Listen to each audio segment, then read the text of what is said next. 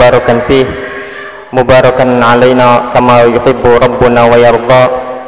أشهد أن لا إله إلا الله وحده لا شريك له وأشهد أن محمدا عبده ورسوله صلى الله عليه وعلى آله وأصحابه والتابعين وتابع التابعين ومن تبعهم بإحسان إلى يوم الدين. قال الله تبارك وتعالى في كتابه الكريم: يا أيها الذين آمنوا اتقوا الله حق تقاته ولا تموتن إلا وأنتم مسلمون.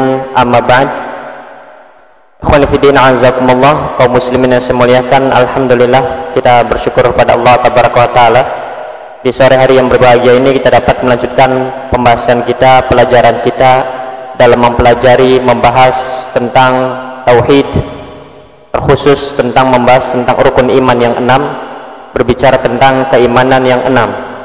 Ada dua pembahasan yang akan kita sebutkan dan paparkan pada pertemuan kita di sore hari ini.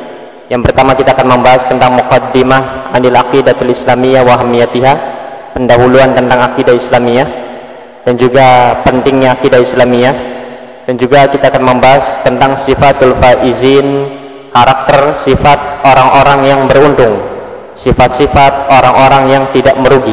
Itu ada dua pembahasan yang akan kita bacakan dan paparkan di sore hari yang berbahagia ini. Jamaah sekalian rahimani wa rahimakumullah, penulis hafizallah tabaraka wa taala mengatakan tentang muqaddimatun anil aqidatil islamiyyati wa ahamiyatiha, tentang pendahuluan mengenai akidah islamiyah dan pentingnya akidah islamiyah ini. Inna dinal islamiyya aqidatun wa syariah. Penulis hafizallah tabaraka wa taala menerangkan bahwasanya sesungguhnya agama Islam ini, dan kita dalam membahas pada pertemuan yang lalu tentang 3 landasan utama agama ini, yaitu tentang mengenal Allah, mengenal nabinya, dan juga mengenal agama Islam ini. Agama Islam ini, sesungguhnya agama Islam ini aqidatun wa syariah, berisi akidah-akidah, keyakinan-keyakinan, dan juga berisi syariah, berisi amalan-amalan anggota badan. Islam hanya ada 2 bagian saja. Islam terdiri dari 2 hal. Pertama akidah, dan yang kedua dengan syariah. Apa itu akidah, apa itu syariah? Sebelum melanjutkan ke sana yang nanti akan disebutkan bahwasanya Islam ini terdiri dari akidah dan syariah. Akidah adalah keyakinan dan juga syariah adalah amalan-amalan anggota badan. Salat, zakat, membaca Al-Qur'an, sedekah, itu namanya syariah. Baik. Akidah Islamiyah dan syariat Islam ini, amalan-amalan Islami, dari mana kita mengambilnya? Akidah Islam, yang mana akidah ini merupakan bagian dari Islam ini. Akidah, keyakinan menurut Ahlussunnah wal Jamaah diambil dari 3 hal. Diambil dari Al-Quran, diambil dari As-Sunnah, hadis Rasulullah SAW, dan diambil dari ijma' para ulama. Itu adalah sumber ilmu, sumber pengambilan akidah Islamiyah.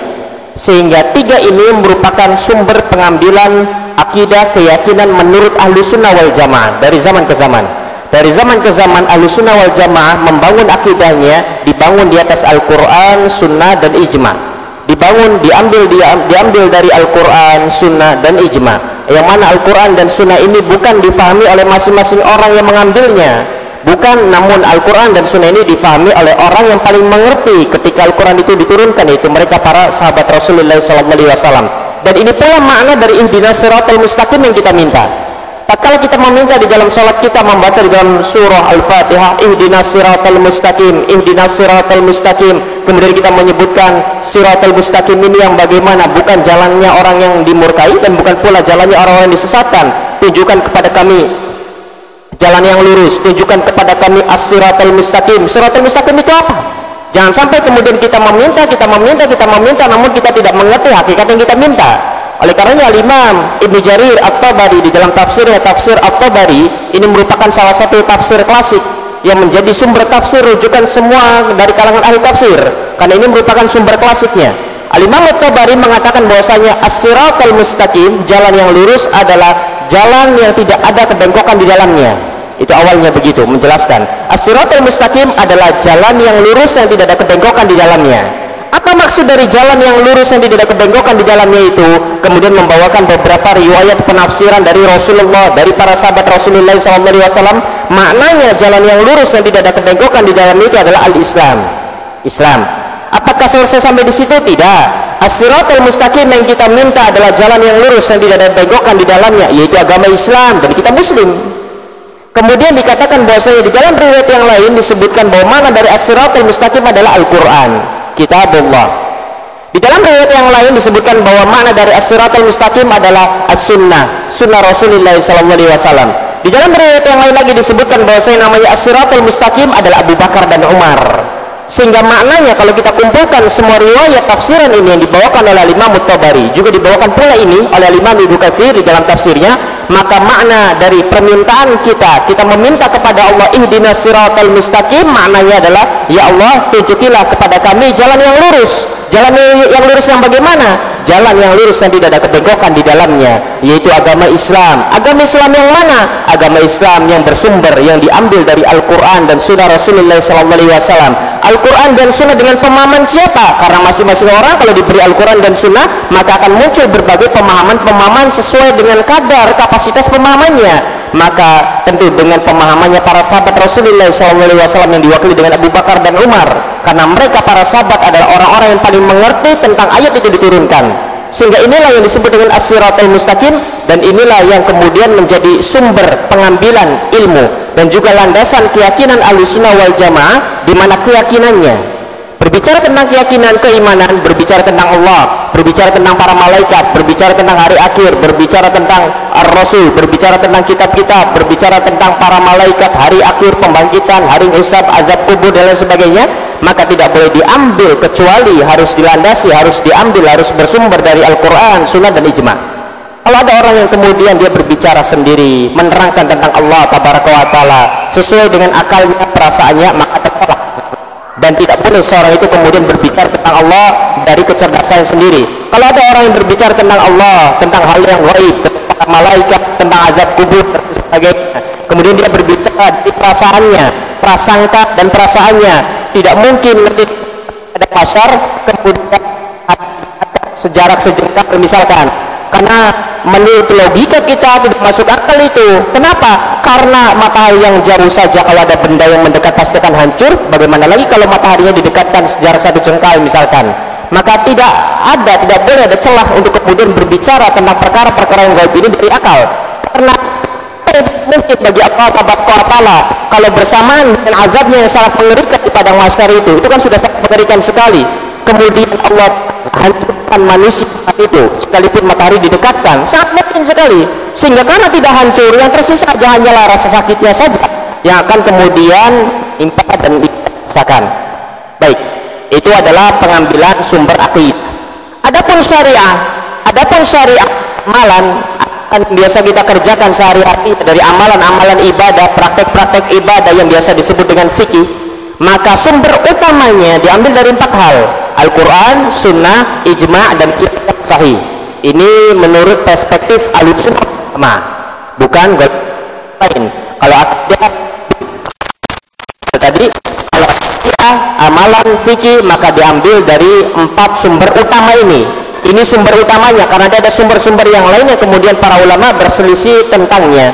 Baik, ikhwan fiddin azakumullah, kaum muslimin yang saya muliakan, agama Islam ini berisi akidah dan syariah, berisi tentang keyakinan-keyakinan dan juga amalan-amalan anggota badan atau amalan-amalan fikih. Fa'amal aqaidu fayuradu biha, maka adapun yang dimaksud dengan akidah, keyakinan, yang dimaksud adalah al-umuru allati tasduqu bihan nufus. Yang dimaksud dengan akidah di sini adalah perkara-perkara yang dibenarkan oleh jiwa, perkara-perkara yang dibenarkan oleh hati, wa tatma'innu ilaihal qulub, dan juga menjadikan hati seorang hamba itu tenang. Itu yang dimaksud dengan akidah. Sehingga dari sini, dan kita pernah mengulanginya, kita pernah menyampaikannya, bahwa hasil dari belajar akidah adalah keyakinan yang kuat kepada Allah Tabaraka wa Ta'ala. Hasil dari belajar akidah, tauhid, manhaj, iman, apapun namanya, kalau berbicara tentang keyakinan, maka buahnya adalah ketenangan dalam kalbu. Itu pelajarannya. Sehingga dari sini jamaah sekalian rahimani wa rahimakumullah, berupaya dalam setiap majelis, karena majelis kita, majelis taklim yang kita ikuti, misalkan di sini atau di mana saja, tak akan lepas dari 2 hal. Kalau tidak berbicara tentang keyakinan, berbicara tentang amalan. Akhlak pun merupakan bagian dari amalan yang tumbuh dari akidah yang benar, sehingga tidak akan jauh-jauh dari 2 hal ini. Kalau itu berbicara tentang akidah, keyakinan, maka hasilnya adalah keyakinan yang kuat kepada Allah, hasilnya adalah ketenangan kalbu, hasilnya adalah kebahagiaan di dalam kalbu, hasilnya adalah ketenangan jiwa, tidak cemas dan lain sebagainya. Itu hasilnya. Sehingga mulailah untuk melatih diri, karena memang kadang diri ini terkadang kebablasan. Kita belajar untuk memperbaiki diri kita sendiri, bukan untuk orang lain. Sehingga upayakan ketika belajar perkara akidah, belajar tentang persoalan fikih dan lain sebagainya, arahkan untuk diri sendiri. Apa misalkan ada perkara apa yang kemudian ini merupakan perkara yang kita lakukan namun kita tidak memahaminya, itu. Adapun apa yang dilakukan oleh orang lain dan lain sebagainya, nanti kalau kita sudah menjadi seorang dai baru kita fikirkan. Adapun kalau kita seorang awam, fikirkan diri kita sendiri dan juga orang-orang yang berada di bawah tanggungan kita. Bagaimana caranya melembutkan kalbu, bagaimana caranya agar sholat lebih khusyuk, bagaimana caranya agar memendai keyakinan, bagaimana caranya agar tidak cemas dan lain sebagainya. Adapun amalan-amalan orang lain, maka mereka akan mempertanggungjawabannya di depan Allah. Namun kan kita melihat, ya, kewajiban mengingatkan hanya bagi orang-orang berilmu saja. Kalau kita kemudian adalah orang yang berilmu, wajib mengingatkan, itu pun harus dilihat dari sisi maslahat dan mudarat. Kalau kita orang awam, maka kewajiban kita adalah pada diri kita sendiri dan orang-orang yang ada di bawah kita. Sehingga ini yang kemudian harus kita perhatikan. Iblis tak akan tinggal diam. Yang namanya ilmu akidah, yang namanya iman, yang namanya tauhid, ini merupakan seutama-utamanya ilmu.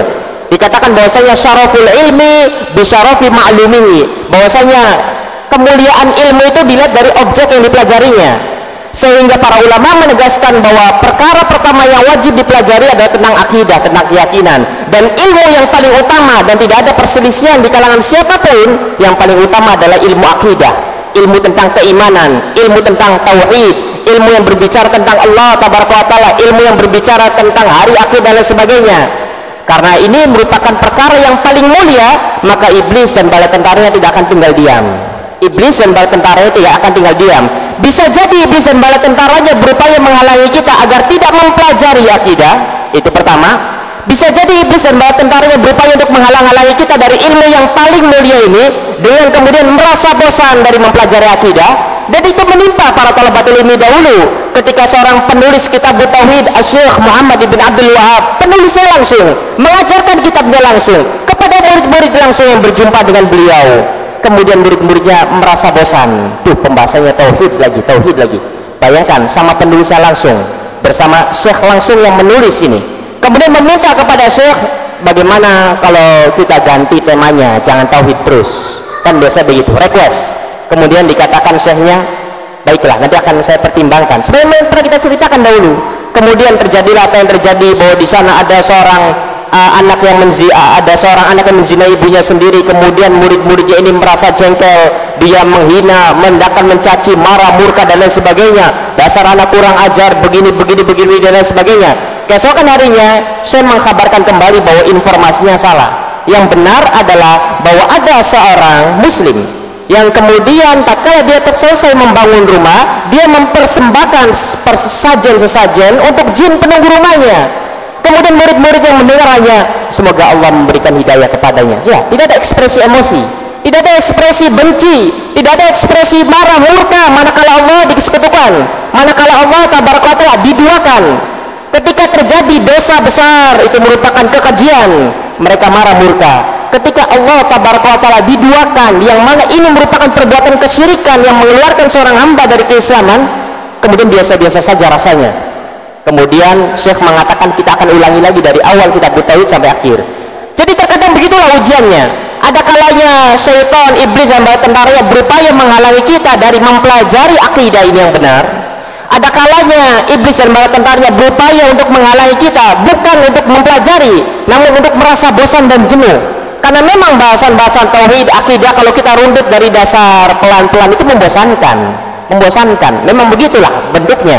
Kemudian ada kalanya juga, ini bentuk yang kedua, ada kalanya juga iblis dan bala tentaranya, dan ini yang banyak menimpa kita juga, adalah memalingkan kita dari hakikat mempelajari tauhid, yaitu tumbuhnya keyakinan yang kuat kepada Allah, ketenangan dalam kolbu kepada yang lain. Sehingga tatkala kita belajar tauhid, belajar akidah, bayangan kita selesai dari akidah tauhid adalah menilai orang saja. Tidak ada tumbuh rasa keyakinan yang kuat, tidak ada tumbuh rasa ketenangan dalam kolbu, kebahagiaan, tidak cemas dan lain sebagainya. Sehingga ini merupakan diantara bentuk iblis dan bala tentaranya tidak tinggal diam untuk menghalangi kita dari jalan yang lurus, terutama dalam hal ilmu.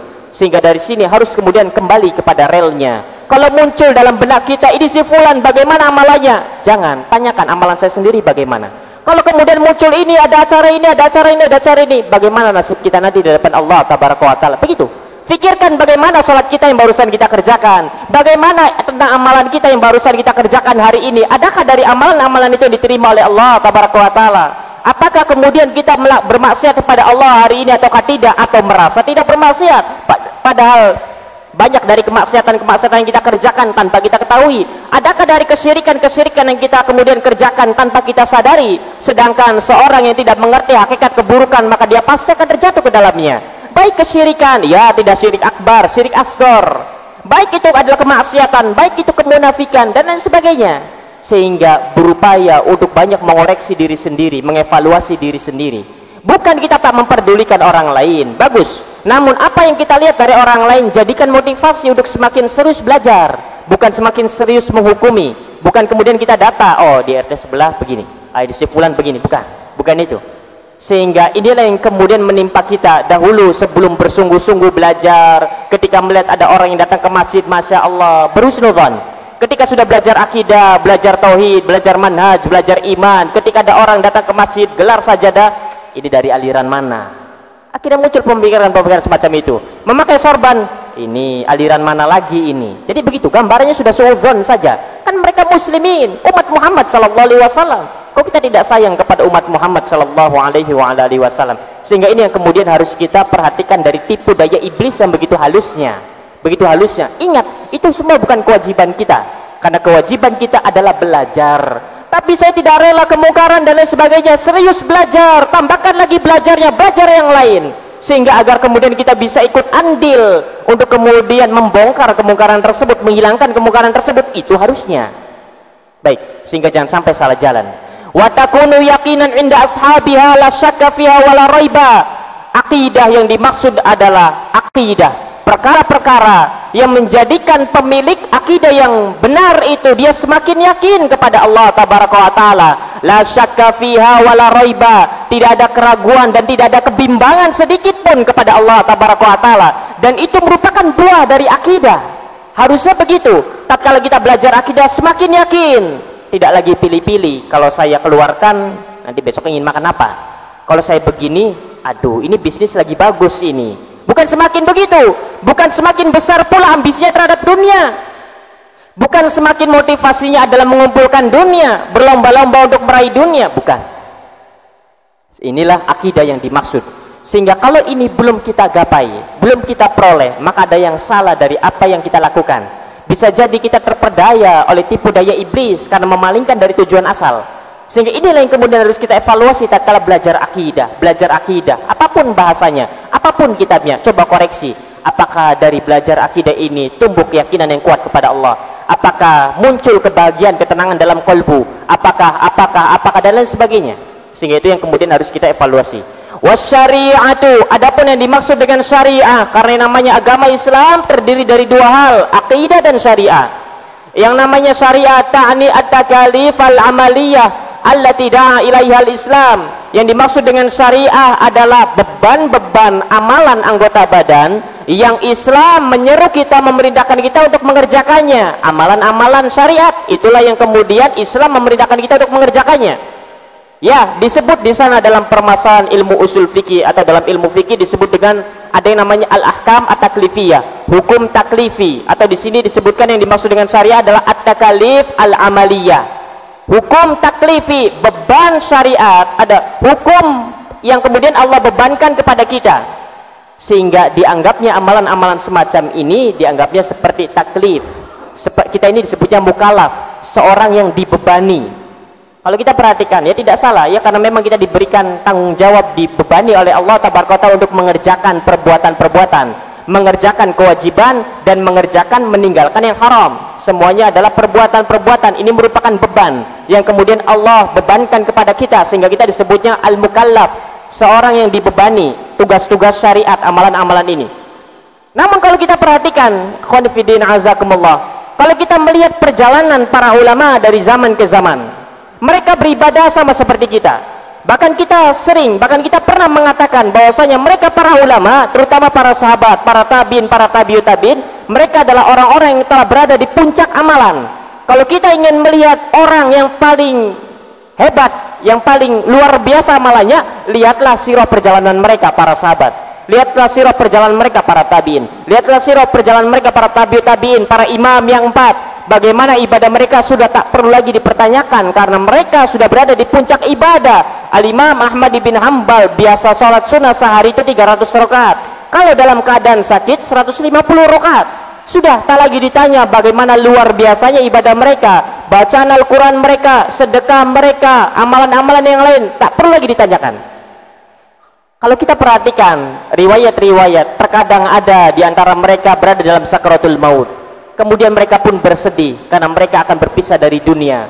Kemudian ditanyakan kepada mereka, kenapa mayubkika, apa yang menyebabkanmu menangis? Kemudian banyak di antara mereka, di antara para sahabat, di antara para tabiin, di antara para tabiut tabiin, yang mereka menjawab dengan kalimat yang sangat luar biasa. Mereka mengatakan, aku menangis karena aku rindu dahaga di siang hari. Aku rindu untuk kemudian berdiri bermunajat di malam hari dengan Allah Tabaraka wa Ta'ala. Bayangkan, di siang hari menghabiskan waktunya untuk berpuasa, menahan lapar dan dahaga. Bagi mereka ini merupakan kerinduan, bagi mereka ini merupakan kelezatan, karena mereka rindu akan hal tersebut. Yang mana bagi kita ini merupakan ujian, cobaan. Pengennya Ramadan segera pergi, kalau mereka pengennya terus menerus. Bahkan di antara mereka sampai ada yang mengatakan, kalau bukan karena menahan lapar dan dahaga di siang hari dan juga menikmati berdiri di malam hari, maka aku sudah tidak lagi betah di dunia. Kalau kita kan kalau bisa tidak ada kewajiban, kan begitu. Ada apa ini? Mereka menganggap hal semacam itu bukan ujian. Kalau kita kan sholat menganggapnya ujian, aduh lama sekali ini, apalagi misalkan raweh, puasa, aduh puasanya sudah di kalender 29 misalkan, lah ternyata 30 misalkan, kadang begitu misalkan. Sudah begitu misalkan siang-siang panas, bagi mereka itu kenikmatan, bagi kita itu ujian, kan aneh. Kenapa mereka bisa sampai kepada tahap merasakan hal-hal yang semacam itu, kelezatan dan kenikmatan? Itu PR-nya. Itu PR-nya. Mereka bisa sampai kepada tingkat level di mana mereka merasakan itu semua bukan sebuah ujian dan cobaan, namun mereka merasakan itu merupakan kelezatan, kenikmatan yang kemudian di akhir hayat mereka rindukan hal tersebut. Kalau kita kan tidak, bahkan mencari-cari alasan dan lain sebagainya. Sehingga ini PR-nya, bagaimana caranya untuk bisa sampai sana, bagaimana caranya untuk keimanan kita, keyakinan kita bisa sampai mereka yang kemudian merasakan lezat dalam ibadah. Jangan jauh-jauh Rasulullah SAW saja menjadikan bahwasanya qurratu ain Rasulullah SAW, tempat menyejukkan matanya itu, tempat istirahatnya adalah sholat. Jadi sholat itu merupakan sesuatu yang sangat nikmat sekali bagi Rasulullah SAW, sampai dianggap sebagai penyejuk pandangan mata. Ini kan ada apa?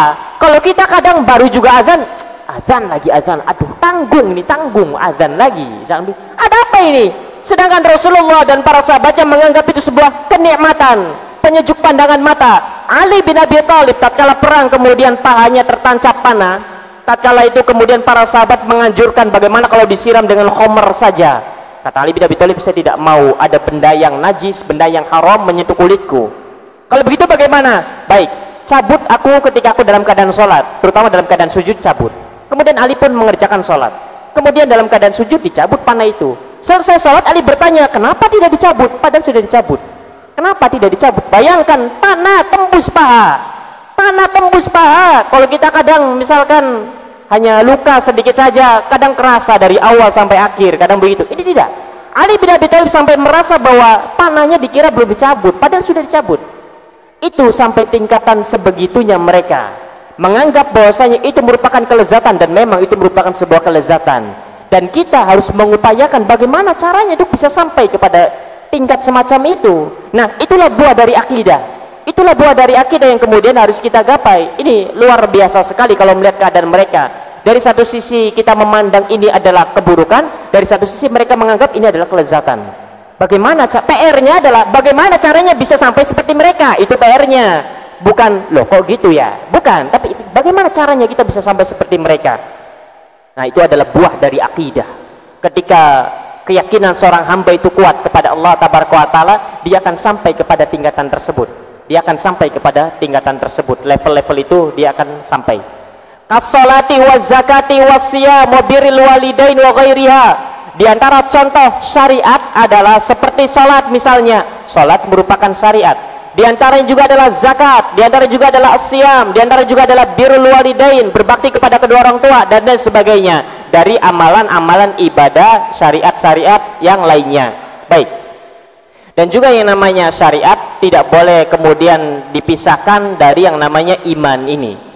Tidak boleh kemudian membagi agama ini menjadi syariat, hakikat dan ma'rifat dalam artian terserah pengen membagi Islam ini menjadi apa, misalkan syariat, iman, ihsan, ya terserah. Ingin membagi menjadi syariat, hakikat, ma'rifat, ya terserah. Yang penting hasilnya, yang penting maksudnya. Kalau maksudnya adalah seorang itu kemudian tatkala sudah sampai tingkat-tingkat tertentu berarti dia bisa meninggalkan syariat, maka ini batil. Kalau dianggap kemudian saya sudah tingkatan hakikat atau sudah tingkatan ma'rifat sehingga sudah tidak terkena lagi beban syariat, maka hal semacam ini adalah sesuatu yang kebatilan. Terserah ingin membagi Islam menjadi apa saja, dia ingin mengatakan Islam itu terbagi menjadi sekian asalkan bersumber dari Al-Quran dan Sunnah Rasulullah SAW dan ijma' para ulama dan juga konsekuensinya benar. Dan juga puncak tertinggi dari akidah sebagaimana juga kita pernah mengingatkan bahwasanya sebagaimana Rasulullah SAW sebutkan tentang definisi ihsan, anta'budallaha ka'annaka tarahu fa in lam takun tarahu fa innahu yarak. Yang namanya ihsan adalah, yang mana ihsan merupakan puncak tertinggi dari Islam. Apa itu? Bahwasanya engkau beribadah kepada Allah seakan-akan kau melihat Allah. Kalau engkau tak mampu untuk menghadirkan seakan-akan kau melihat Allah, maka yakinlah bahwa Allah tabaraka wa ta'ala melihatmu. Bagaimana gambarannya? Gambaran sederhananya antara kita dengan makhluk saja. Kalau kita misalkan di rumah, kadang kita selengean, memakai pakaian juga asal saja, kadang baju tidak ganti pun tak peduli, duduk pun asal duduk saja, makan asal makan saja misalkan. Namun ketika misalkan kita diundang oleh wali kota misalkan, atau bupati, ayo makan bareng, kan beda, rasanya beda. Ini baru bupati, kalau dipanggil oleh gubernur misalkan, sudah beda, sudah hanya diem saja. Yang tadinya makan sambil ngangkat satu kaki di hadapan gubernur tidak berani, sudah makan pun mengambil porsinya sedikit, biasanya 3 piring di rumah, ini hanya sedikit. Oh ya nambah, oh enggak, biasa segini, widu kadang. Rasa semacam ini kalau mampu dihadirkan, rasa seakan-akan diperhatikan. Kalau rasa semacam ini kemudian kita mampu menggapainya, maka kita sudah berada di puncak tertinggi dalam akidah, dan itu yang kita gapai. Bagaimana caranya agar menumbuhkan rasa semacam itu? Pertama, sebagaimana kemudian gubernur ada di depan kita, kita mengetahui sifat gubernur, kita mengetahui bagaimana tinggi kedudukannya gubernur, begitu pula dengan Allah. Namun bukan menyamakan Allah dengan gubernur, bukan, namun rasanya. Kalau seorang itu mengenal siapa Allah tabaraka wa ta'ala dari nama-namanya, dari sifat-sifatnya, siapa Allah, dia adalah Rabb kita, siapa Allah, dia adalah Al-Khaliq, dengan rinci, maka kita akan menghadirkan rasa semacam itu. Sehingga tatkala salat benar-benar menghadirkan bahwa kita benar-benar melihat Allah, sekalipun kita tak benar-benar melihat Allah dengan kasat mata di dunia, namun rasanya itu yang kemudian membedakan dari yang lainnya. Baik. Wa ususul aqidatil islamiyah, ya, landasan akidah Islamiyah, pokok dasar akidah Islamiyah ini, hiya al-imanu billah wa malaikatihi wa kutubihi wa rusulihi wal yaumil akhir wal imanu bil qadari khairihi wa syarri. Akidah Islamiyah dibangun di atas 6 landasan. Sehingga kalau 6 landasan ini, 6 prinsip ini benar, maka akidahnya benar. Kalau salah satu dari 6 landasan ini, 6 prinsip ini ada yang keliru, maka akidahnya tidak benar, akidahnya batil, akidahnya menyimpang. Sehingga untuk mengetahui seorang itu menyimpang atau tidak, lihat saja, nilai saja dari 6 prinsip ini. Di mana dia menyimpangnya? Di bagian keimanan kepada Allah kah? Di bagian iman kepada hari akhir kah? Di bagian iman kepada nabi-nabi kah? Dan begitu cara melihatnya untuk kemudian seorang itu dianggap sesat dan tidak sesat, dianggap batil dan tidak batil. Apa landasan akidah Islamiyah itu? Yang pertama, al-imanu billah, iman kepada Allah, dan nanti akan ada penjelasannya. Wa malaikatihi, iman kepada malaikat, dan nanti akan ada datang penjelasannya. Wa kutubihi, dan kitab-kitabnya. Wa rusulihi, dan rasul-rasulnya. Wal yaumil akhir, dan hari akhir, dan juga beriman kepada takdir yang baik dan takdir yang buruk. Kalau ada salah seorang muslim atau ada salah seorang kemudian dia keliru dari salah satu dari 6 ini, maka akidahnya menyimpang, maka akidahnya batil, maka akidahnya keliru. Di antara mereka dia mengatakan bahwa yang namanya malaikat itu bukan makhluk. Malaikat itu bukan makhluk. Malaikat itu hanya bisikan kebaikan saja. Di antara kelompok Islam ada yang begitu menganggapnya. Adapun iblis, iblis pun bukan makhluk. Iblis itu bukan makhluk. Iblis itu adalah bisikan keburukan. Maka kita katakan orang semacam ini menyimpang. Kenapa? Karena dalam hal iman kepada malaikat batil, keliru. Malaikat jelas dia adalah makhluk yang diciptakan dari cahaya. Iblis adalah makhluk yang berasal dari bangsa jin. Kemudian orang ini mengatakan malaikat itu bisikan kebaikan, itu namanya malaikat. Yang namanya iblis itu bisikan keburukan. Ini ada dari kelompok-kelompok yang menisbatkan dirinya kepada Islam dan kaum muslimin yang mereka beranggapan semacam itu, berkeyakinan semacam itu. Di antara mereka lagi ada yang tidak percaya dengan takdir. Yang namanya takdir itu tidak ada, kita sendirilah yang memutuskan. Kita mau jadi apa ya terserah kita, Allah tak tahu menau. Di antara orang Syiah ada yang berkeyakinan batil semacam itu dalam bab takdir, bahwa Allah tak mengetahui kecuali setelah terjadi baru Allah tahu. Maka keyakinan semacam ini batil, dan hal semacam ini, kelompok yang meyakini semacam ini, maka ini adalah kelompok yang keliru, menyimpang. Begitu caranya, karena ini merupakan 6 landasan akidah Islamiyah. Wa dalilu ala dzalika qauluhu ta'ala, dan dalil dari hal tersebut adalah firman Allah tabaraka wa taala dalam surat Al-Baqarah ayat 177, menunjukkan bahwa landasan akidah Islamiyah itu adalah 6 hal ini. Laisal birra an tuwallu wujuhakum qibalal masyriqi wal maghrib, bukanlah termasuk kebaikan engkau hadapkan wajahmu ke arah timur dan barat. Walakinnal birra, namun hakikat kebaikan sebenarnya adalah man amana billah, siapa yang beriman kepada Allah, wal yaumil akhir, dan hari akhir, wal malaika, dan para malaikat, wal kitab, dan alkitab, wan nabiyyin, 5 disebutkan.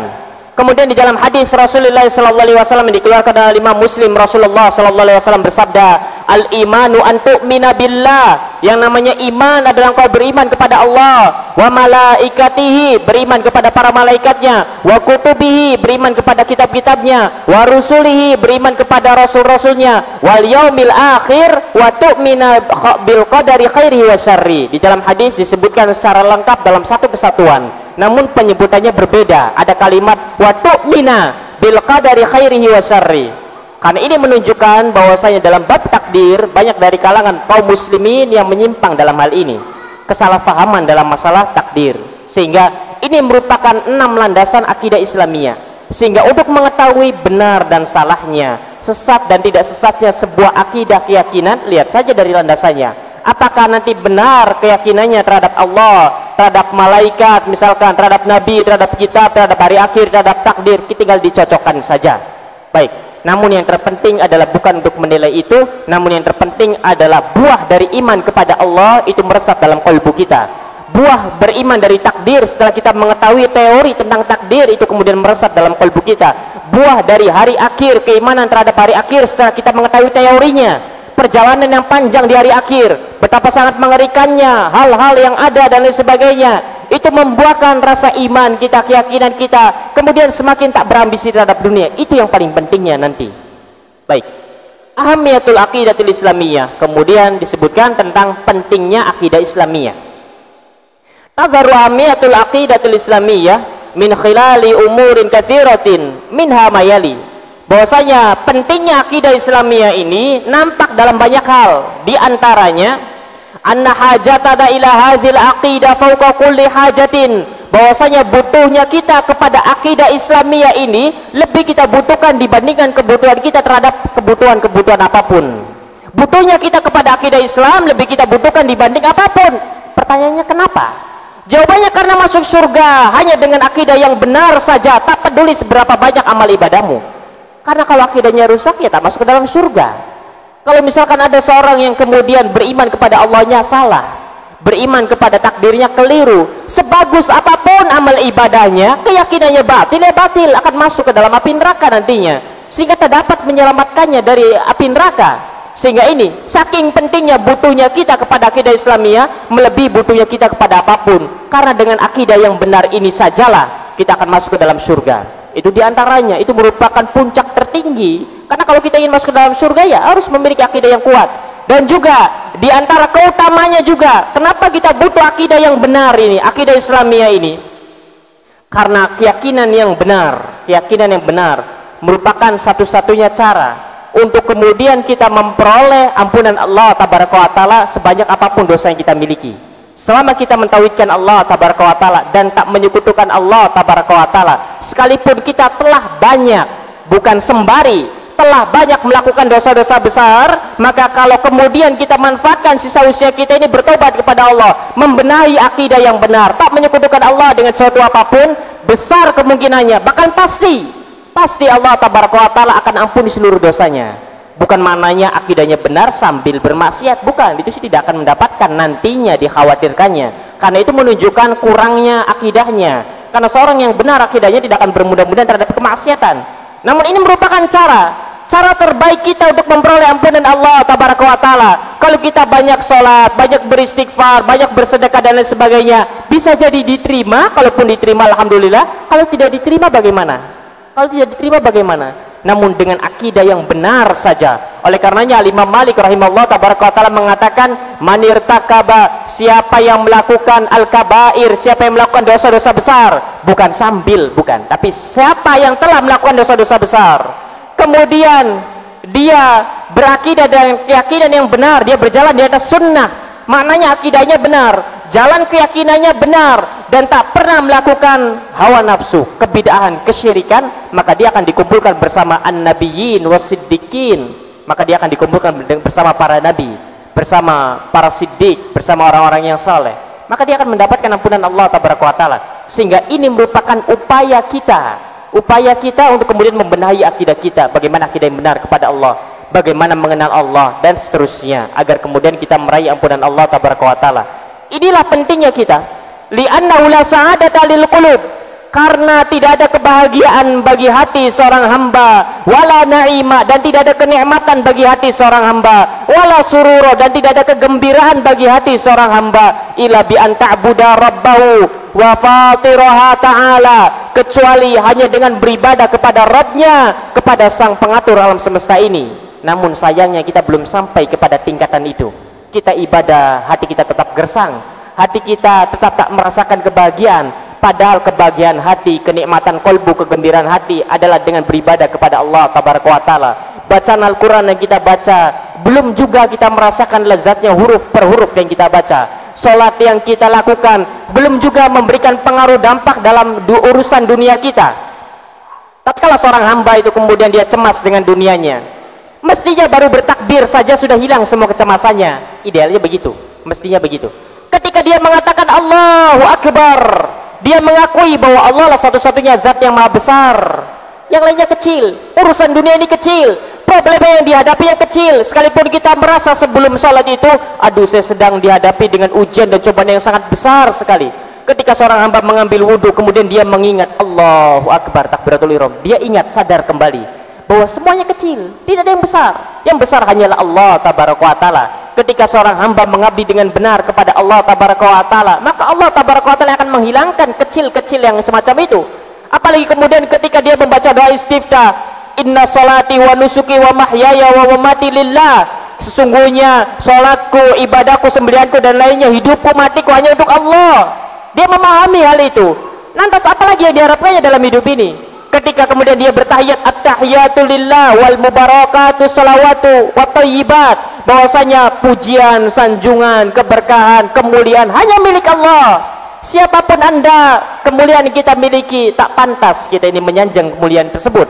Sehingga jangan kemudian merasa terbang tinggi tatkala manusia memuji kita, karena yang berhak memperoleh kemuliaan hanyalah Allah, dan kita akui tersebut. Dan kita belum merasakan itu masalahnya. Sholat kok biasa-biasa saja, padahal ketenangan kolbu, kebahagiaan kolbu ada pada ibadah kepada Allah tabaraka wa taala. Inilah PR kita bersama ini.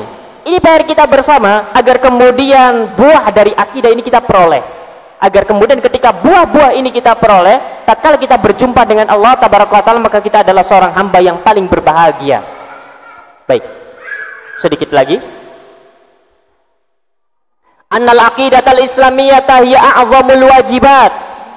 Satu lagi saja. Kemudian diantara pentingnya akidah ini, pertama karena kita sangat butuh kepada akidah tadi. Kenapa butuh? Tadi barusan kita sebutkan. Kemudian yang kedua, bahwasanya akidah Islamiyah a'zamul wajibat, sebesar-besarnya kewajiban.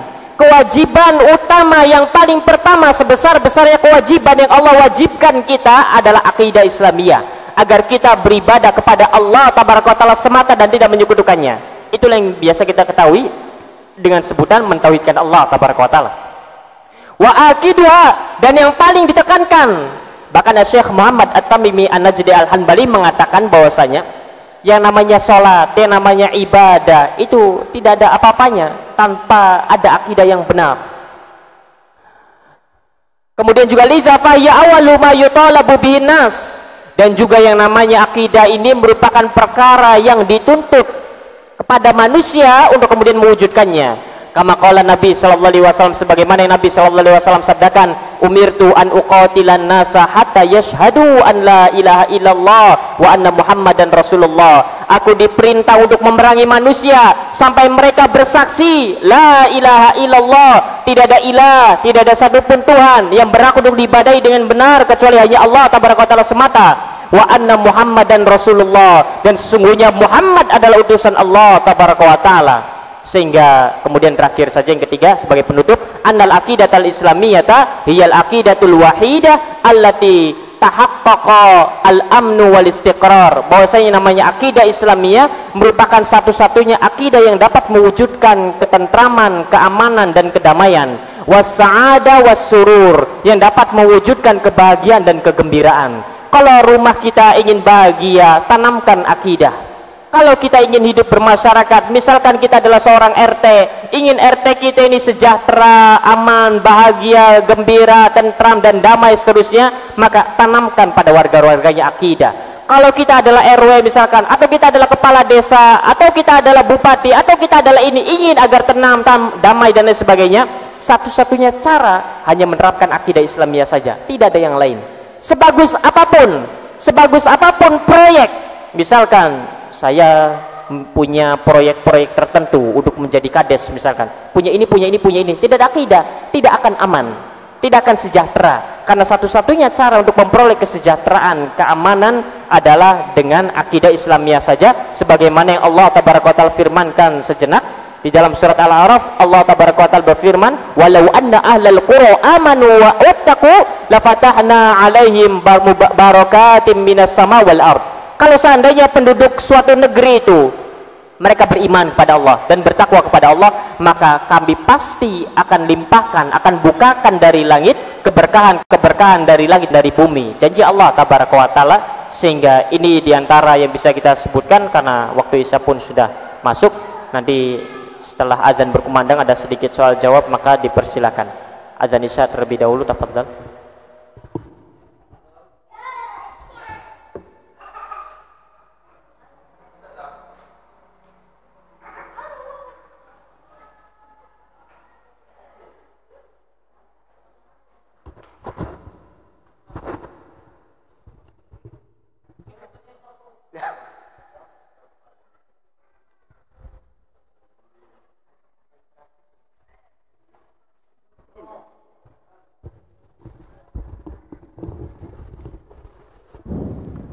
Allahu Akbar, Allahu Akbar,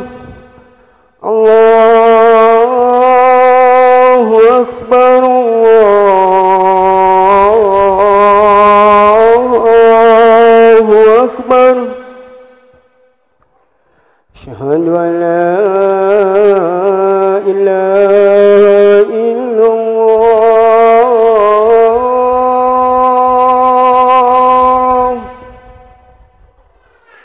Asyhadu an la ilaha illallah.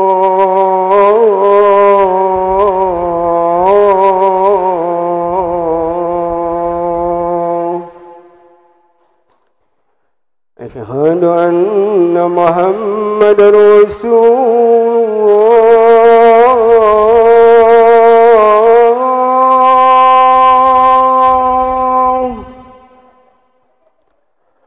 Asyhadu anna Muhammadar Rasulullah.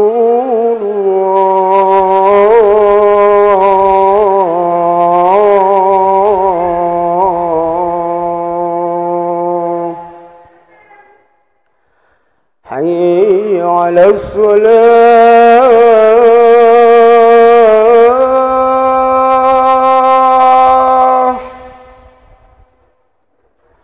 hayya 'alas salah.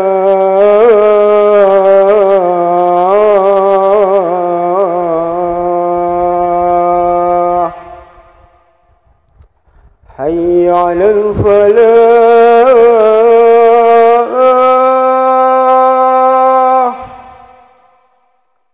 حي على الفلاح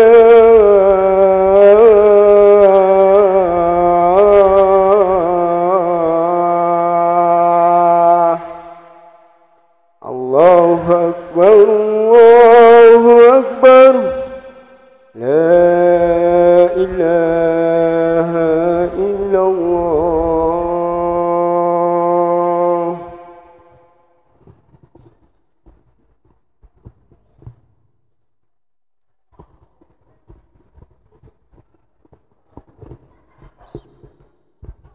Oh iya, untuk pekan depan kita libur. Saya pengen safar sepekan ke luar kota. Berangkat malam Minggu, pulang Minggu malam Senin nanti. Iya, pekan depan kita libur dulu. Libur, insyaallah. Karena pekan depan full safar. Iya, silakan, ada yang tanyakan?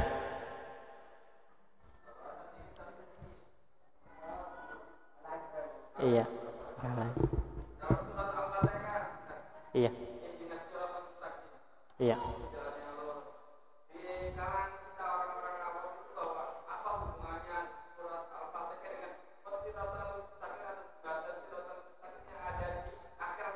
Iya. Iya. Iya. As-sirat al-mustaqim itu bahasa Arab. Iya, bahasa Arab. Yang di dalam ayat yang dimaksud as-siratul mustaqim adalah jalan yang lurus. Jalan yang lurus maksudnya ya tadi Islam, maksudnya Islam diambil dari Al-Quran dan Sunnah. Jembatan nanti yang dibentang di atas neraka pun namanya sirat juga. Kan sirat itu artinya jalan, sirat itu artinya jembatan, sirat itu artinya sesuatu yang dilalui. Begitu. Sehingga apa korelasinya, apa kaitannya? Tidak, sama-sama bahasa Arab. Sama-sama bahasa Arab. Kayak misalkan kalau Ka'bah itu Baitullah, rumah kita juga namanya bait. Apa kaitannya? Kok sama-sama bait? Bait itu Baitullah, ini bait. Ya karena bahasa Arab, artinya rumah, rumah Allah, ini rumah kita. Begitu. Sehingga tidak ada korelasi tertentu, hubungan tertentu antara ihdinas sirotol di sini dengan itu maksudnya. Tidak. Tapi karena ini menggunakan bahasa Arab, maka maksudnya as-sirat adalah sesuatu yang dibentangkan di atas neraka jahanam.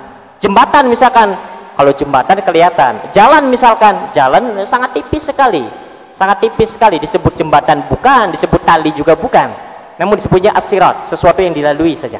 Begitu. Sebagaimana kalau di dalam surat Al-Fatihah as-siratul mustaqim yang dimaksud adalah tadi, yaitu Islam yang diambil dari Al-Quran dan Sunnah. Hanya saja makna ihdinas siratul mustaqim bagi seorang muslim maknanya adalah agar kita kemudian diistiqomahkan. Kalau kita adalah seorang muslim itu ada dua, ada yang dia telah sama-sama muslim semua karena as-siratul mustaqim adalah Islam. Masalahnya ada yang Islamnya dia benar-benar diambil dari Al-Quran Sunnah dengan pemahaman yang benar, ada Islamnya yang diambil dari pemahaman yang keliru. Bagi orang-orang yang kemudian berpemahaman keliru, ketika dia meminta ihdinas siratal mustaqim agar ditunjukkan kepada Islam yang benar, dan juga kalau sudah ditunjukkan meminta kepada Allah keistiqomahan. Adapun orang-orang yang telah ditunjukkan tentang konsep metodologi Islam yang benar, Islam yang benar, kita sudah mengetahui caranya. Islam yang benar diambil dari Al-Quran dan Sunnah dengan pemahaman sahabat. Maka maksud yang kita minta adalah agar kemudian kita istiqomah di atas jalan ini, istiqomah di atas jalan ini. Begitu saja. Itu wallahu ta'ala alam bisawab. Baik, silakan. Ada lagi? Kalau tidak ada kita langsung cukup saja. Ya. Baik, kita tutup saja. Subhanaka, ingat bahwa nanti pekan depan libur dulu. Karena sayanya harus safar, sepekan full kita safar. Jadi pekan depan kita libur, mulai lagi nanti bulan Juni.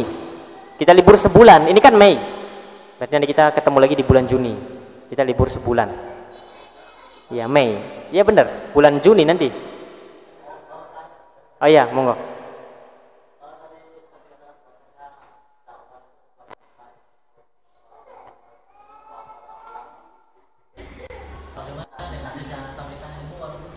Iya. Pertama yang dimaksud dengan sampaikanlah dariku meskipun hanya satu ayat, bukan sebagaimana yang kita kemudian maksudnya kita membaca satu ayat kemudian sampaikan. Karena berbicara tentang Al-Quran ada puluhan ilmu, perangkat ilmu yang harus kemudian kita kuasai. Sehingga maksud, sampaikanlah dariku meskipun satu ayat bagi orang-orang yang benar-benar memahami satu ayat itu. Maksud memahami itu bagaimana? Karena ilmu tentang Al-Quran saja itu ada sekian puluh cabang ilmu yang harus difahami. Itu maksudnya. Kemudian juga nanti tentang hadisnya ada sekian ratus cabang ilmu yang harus difahami. Sehingga untuk syarat terpenuhi saja itu sangat sulit sekali. Oleh karenanya para ulama membagi manusia itu dilihat apakah dia seorang awam atau dia bukan awam, atau dengan bahasa yang lain apakah dia seorang berilmu atau tidak berilmu. Kalau dia seorang berilmu, maka nanti dia wajib untuk menyampaikan itu. Tolak ukur mengetahui satu ayat itu bagaimana? Itu pertanyaannya. Jawabannya, kalau perangkat-perangkat yang berkaitan dengan ilmu Al-Quran dia kuasai, dia memahaminya. Dari mulai bahasa Arab, dari mulai nasikh wal mansukh, dari mulai nanti sebab asbabun nuzulnya, dari mulai nanti kaitannya dengan ayat sebelum dan setelahnya, dari mulai nanti tentang riwayat-riwayat tentang ayat ini maknanya apa, dan seterusnya. Banyak sekali ilmu-ilmu yang berkaitan dengan itu. Nah, kalau perangkat-perangkat ini sudah difahami, maka dia akan memahami satu ayat itu dengan baik. Kalau dia sudah memahami itu, bolehlah dia sampaikan, karena soalnya sudah sampai tingkat itu, dia bukan lagi awam, tapi dia berilmu dalam hal memahami satu ayat tadi. Dalam hal memahami satu ayat tadi. Adapun ayat-ayat yang lain dia tidak berilmu karena belum melakukan apa yang dilakukan pada ayat ini. Begitu, itu maksudnya. Sehingga bukan maknanya kita membaca, oh saya tahu, saya sudah mengilmui atau menganggap bahwa diri kita mengilmui. Oleh karena para ulama membagi manusia berilmu, tidak berilmu, membagi manusia mujtahid dan awam dan sebagainya. Dan itu, sehingga batasan-batasan itu yang kita pegang, batasan-batasan itu untuk kemudian kita perhatikan diri kita, sehingga tidak mudah.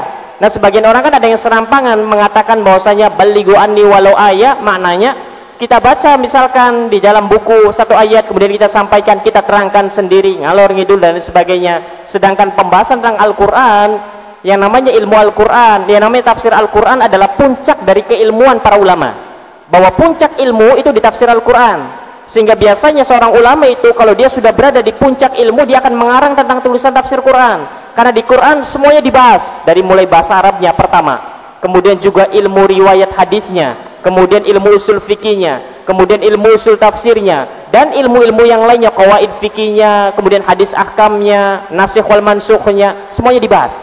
Sehingga para ulama itu ketika sudah sampai di puncak, dia akan mengarang sebuah karya dalam bidang tafsir. Nah, dengan itu semua, itulah perangkat-perangkat yang bisa kita gunakan untuk memahami satu ayat itu. Makanya juga ini harus berhati-hati. Kalau misalkan kita diminta, misalkan karena tidak ada lagi yang mau, tidak ada lagi yang bisa, kemudian terpaksa kita misalkan sudah darurat ini sih, sudah pemain cadangan sudah habis, tinggal kita saja, kemudian kita maju menyampaikan, misalkan tidak ada yang ingin disampaikan, oh saya punya tafsir Al-Quran di rumah, kemudian kita katakan tema kita akan membahas tentang tafsir surah Al-Fatihah, kita akan ngaji tafsir surah Al-Fatihah, misalkan begitu. Maka kalau kalimatnya begitu, kita berdosa. Kalimat ini sangat penting sekali, kalimat ini dalam agama. Baik, kita akan memulai kajian tafsir surah Al-Fatihah, misal kita mengucapkan begitu misalkan, maka ini keliru. Karena kalau untuk bisa sampai mengatakan di titik kita akan memulai kajian tafsir surah Al-Fatihah, maka maknanya kita telah menguasai banyak ilmu, kemudian kita tumplakkan semua ke tafsir. Namun gunakan dengan bahasa yang lain yang lebih selamat, kita akan membaca tafsir apa? Kita akan membaca tafsir, karena kita yang lakukan hanya membaca tafsir, bukan menafsirkan surah Al-Fatihah. Kita kajian kali ini adalah membaca tafsir ini, tafsir Ibnu Katsir, tafsir Al-Muyassar. Ini kalau misalkan kita tiba-tiba ada ibu-ibu pengajian minta, Ustadz ini coba tolong isi misalkan kajian tafsir, ya nggak apa-apa, iya kan saja misalkan. Kalau misalkan tidak ada lagi yang alimnya, kemudian kita bilang di awal bahwa kita akan membaca tafsir apa. Coba beda kalimat membaca dan tidak membaca, ini bahaya sekali, konsekuensinya berat. Oleh karenanya banyak dari kalangan manusia itu yang masuk ke dalam api neraka karena lisan. Kan heran, kok bisa karena lisan masuk ke neraka? Karena sebab kalimat-kalimat semacam ini diantaranya. Sehingga ini penting sekali, ini penting sekali. Maka untuk bisa sampai kepada tingkatan di makna hadis balighu anni walau ayat, memang benar, sampaikan dariku meskipun satu ayat maknanya. Tapi masalahnya satu ayat ini prosesnya panjang sekali. Bagaimana caranya? Karena butuh bekal-bekal yang lain untuk memahami satu ayat itu. Satu ayat itu tidak sederhana yang kita bayangkan. Begitu. Wallahu ta'ala alam bissawab. Ya, silakan.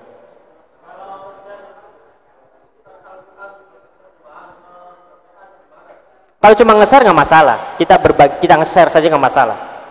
Tapi kalau misalkan nge-share sambil menghukumi, jangan. Kalau nge-share sih nge-share apapun tak masalah, tak masalah. Gitu. Kalau memang ada sumbernya, berikan sumbernya. Kalau misalkan bukan ayat Al-Quran, kalau Al-Quran terjemahkan jelas. Misalkan tulisan, tinggal tulis saja. Atau misalkan tulisan-tulisan ilmiah, tinggal share saja. Tidak masalah. Itu nggak apa-apa. Iya, iya monggo, silakan.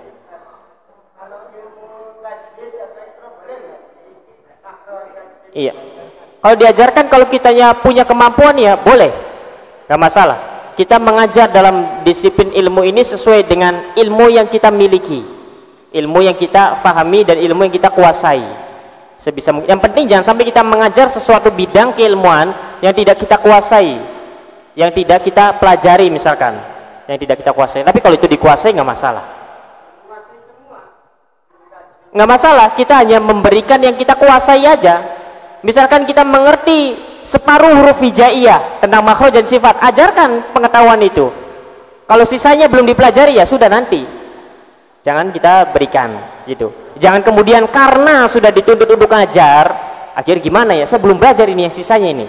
Belum tahu lagi misalkan. Akhirnya cari sendiri, baca sendiri, apa sendiri, memahami sendiri, jelaskan sendiri. Jangan begitu. Yang penting kita mengajarkan sesuatu yang benar-benar kita telah kuasai, yang telah kita pelajari. Gitu, yang kita fahami gitu.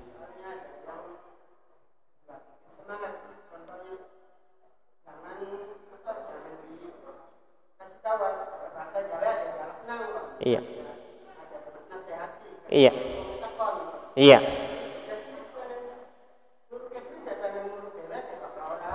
iya, iya, iya, iya. Iya nggak apa-apa kalau misalkan memang kita fahami dan kuasai. Yang penting jangan sampai kita berbicara mengajarkan sesuatu yang belum kita pelajari dan belum kita kuasai dan belum kita fahami. Itu aja batasannya. Semuanya akan dipertanggungjawabkan di hadapan Allah, semuanya. Sehingga masing-masing ini memang berat tugasnya, berat. Manusia berbondong-bondong pengen pada jadi dai, padahal berat tanggung jawabnya. Kita-kitaan kadang melihat beberapa para dai merasa berat, pengen yang lain saja yang menjadi dai.